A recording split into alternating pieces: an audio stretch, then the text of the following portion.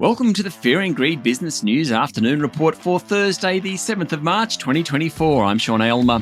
Every afternoon, we've got the 5 stories that happened today that you need to know about. Story number 1, the S&P ASX 200 closed up nearly 0.5% today to 7,764 points, with gold stocks leading the way. Stars of the show, however, were the banks, with the Commonwealth Bank hitting a new record level, while Westpac and National Australia Bank hit multi-year highs. Wesfarmers was a strong performer, up 1.5%. Gold leader Northern Star Resources was up 2.6%. That was one of the best of the large caps. Mind you, it wasn't quite as good as healthcare group ResMed, which jumped 5.5%. WiseTech Global rose more than 1%, while Coles added about 1.3%, and Brambles was up 2.7%. A bunch of stocks went ex-dividend today, including BHP, NIB, Rio Tinto, South32, Viva Energy, and Woodside Energy.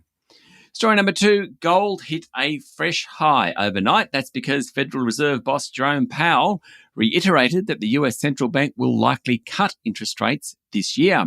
He said the world's largest economy is nowhere near the point of falling into recession, and it's on a good path to achieve a soft landing. Powell expects inflation to keep falling and the economy to keep growing, which would be an appropriate setting to cut rates.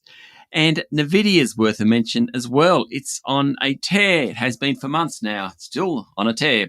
Its share price hit another high overnight, valuing the company at $2.22 trillion US dollars. Apple, which is down 9% so far this year, is worth $2.61 trillion US dollars. So it's quite possible that Nvidia will become the second largest company on Wall Street within months, behind Microsoft, which is worth about $3 trillion US dollars. The part of the story I really like is a bit about 2 directors selling shares in recent days. In one case, it was less than 10% of his holding, and reaping $180 million.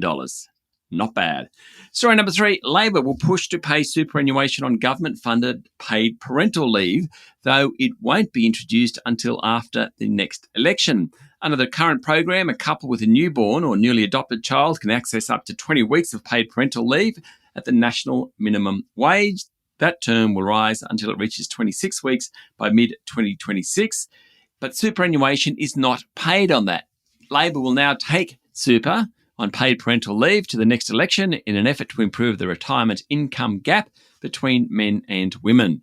Story number 4, the ASX has breached integrity rules more than 8,000 times over almost 4 years, according to the corporate watchdog. The Australian Securities Investments Commission called it an order information transparency failure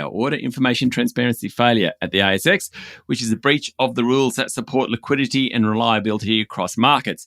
In other words, ASIC reckons the ASX hasn't done all it could or should around the transparency of trades. Transparency is all important in creating an efficient market. Of course, ASIC said ASX had failed to make that information available about orders for certain equity market products as a result of an incorrect system configuration. The ASX has paid a $1 million fine. And story number 5, Tesla has cut ties with Australia's biggest auto industry group, alleging it's making false claims in a bid to convince the government to water down new emission standards for car manufacturers. Tesla wrote to the Federal Chamber of Automotive Industries, raising concerns over what it called false and misleading public comments that suggest the long-anticipated introduction of a proposed fuel efficiency standard would significantly drive up the price of cars for Australian consumers. Tesla has also lodged a request for the Australian Competition Watchdog to investigate the organisation for inappropriate comments it's made, foreshadowing how competitor brands may implement price changes in response to the regulations. Now, the new standards will cap emissions of a car manufacturer's fleet of vehicles. It will apply to new cars only and is designed to reduce emissions by 60% by 2030.